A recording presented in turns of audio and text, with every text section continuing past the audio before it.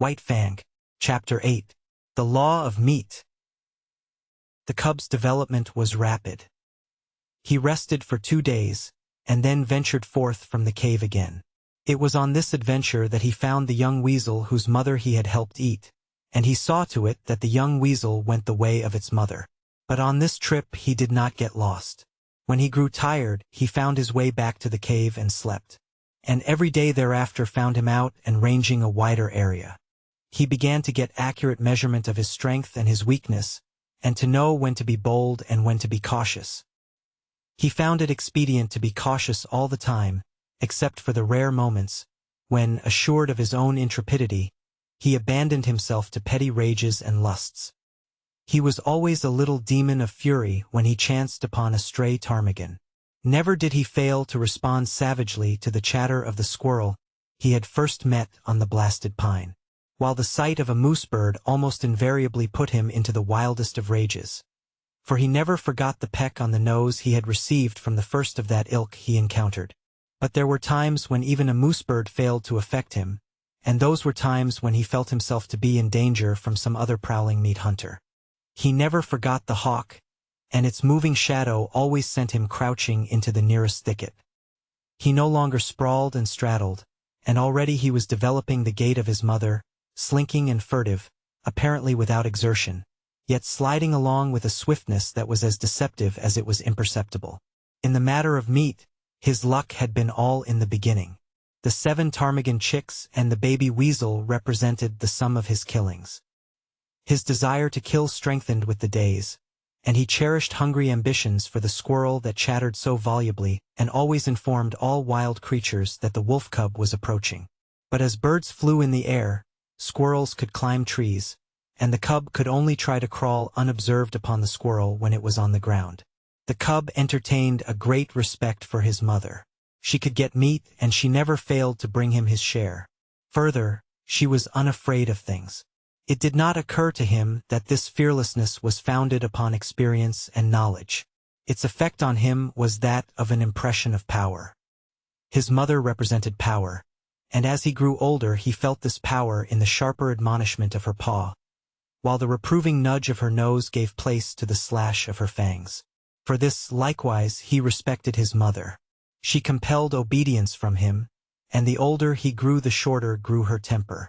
Famine came again, and the cub with clearer consciousness knew once more the bite of hunger. The she-wolf ran herself thin in the quest for meat. She rarely slept any more in the cave, spending most of her time on the meat trail, and spending it vainly. This famine was not a long one, but it was severe while it lasted.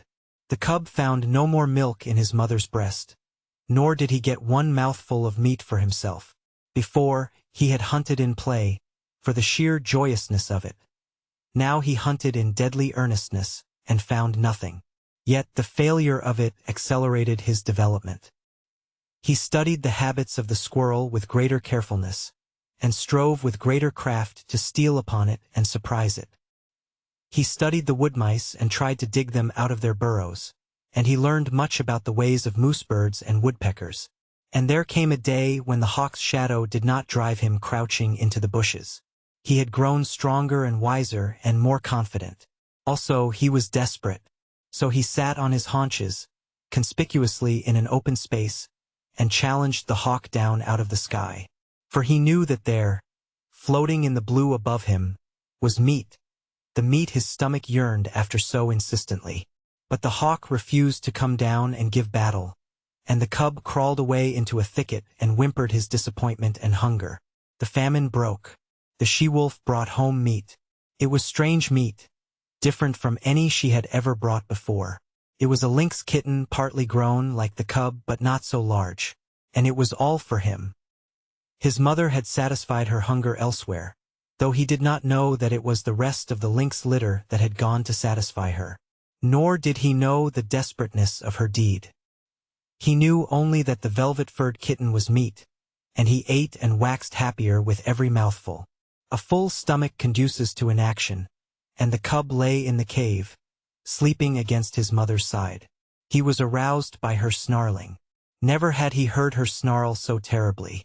Possibly in her whole life it was the most terrible snarl she ever gave.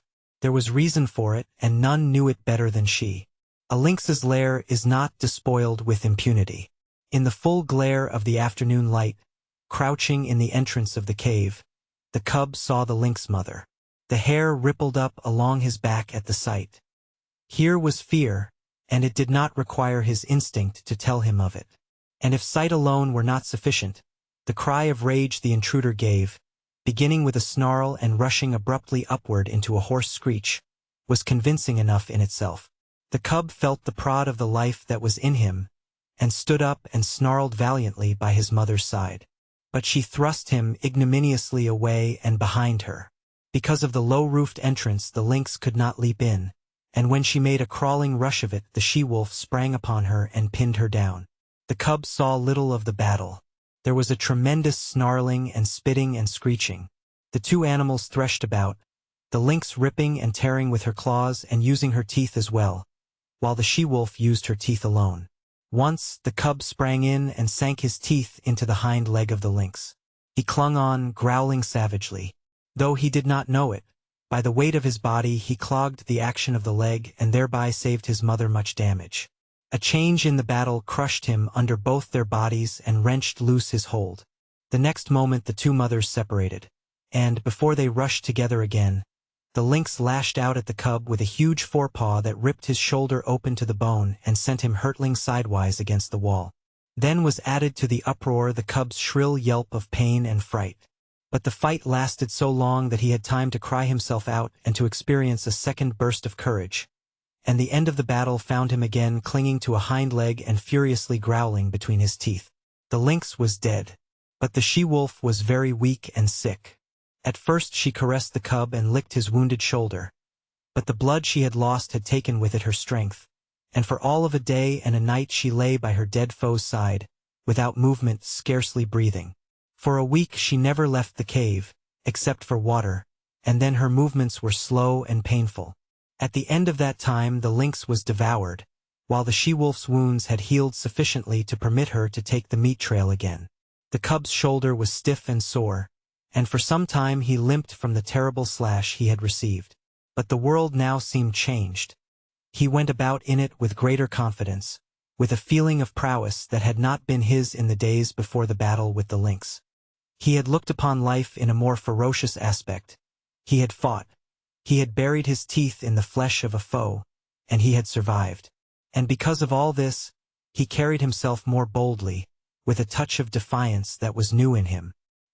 He was no longer afraid of minor things, and much of his timidity had vanished, though the unknown never ceased to press upon him with its mysteries and terrors, intangible and ever menacing. He began to accompany his mother on the meat trail, and he saw much of the killing of meat and began to play his part in it. And in his own dim way he learned the law of meat. There were two kinds of life, his own kind and the other kind. His own kind included his mother and himself. The other kind included all live things that moved. But the other kind was divided. One portion was what his own kind killed and ate. This portion was composed of the non-killers and the small killers. The other portion killed and ate his own kind or was killed and eaten by his own kind. And out of this classification arose the law. The aim of life was meat. Life itself was meat. Life lived on life. There were the eaters and the eaten. The law was, eat or be eaten. He did not formulate the law in clear, set terms and moralize about it. He did not even think the law. He merely lived the law without thinking about it at all. He saw the law operating around him on every side. He had eaten the ptarmigan chicks. The hawk had eaten the ptarmigan mother. The hawk would also have eaten him. Later, when he had grown more formidable, he wanted to eat the hawk. He had eaten the lynx kitten. The lynx mother would have eaten him had she not herself been killed and eaten. And so it went. The law was being lived about him by all live things, and he himself was part and parcel of the law. He was a killer. His only food was meat, live meat, that ran away swiftly before him, or flew into the air, or climbed trees, or hid in the ground, or faced him and fought with him, or turned the tables and ran after him. Had the cub thought in man fashion, He might have epitomized life as a voracious appetite and the world as a place wherein ranged a multitude of appetites, pursuing and being pursued, hunting and being hunted, eating and being eaten, all in blindness and confusion, with violence and disorder, a chaos of gluttony and slaughter, ruled over by chance, merciless, planless, endless. But the cub did not think in man fashion. He did not look at things with wide vision. He was single-purposed, and entertained but one thought or desire at a time. Besides the law of meat, there were a myriad other and lesser laws for him to learn and obey. The world was filled with surprise. The stir of the life that was in him, the play of his muscles, was an unending happiness. To run down meat was to experience thrills and elations. His rages and battles were pleasures. Terror itself, and the mystery of the unknown, led to his living. And there were easements and satisfactions. To have a full stomach, to doze lazily in the sunshine. Such things were remuneration in full for his ardors and toils, while his ardors and toils were in themselves self-remunerative. They were expressions of life, and life is always happy when it is expressing itself. So the cub had no quarrel with his hostile environment. He was very much alive, very happy, and very proud of himself.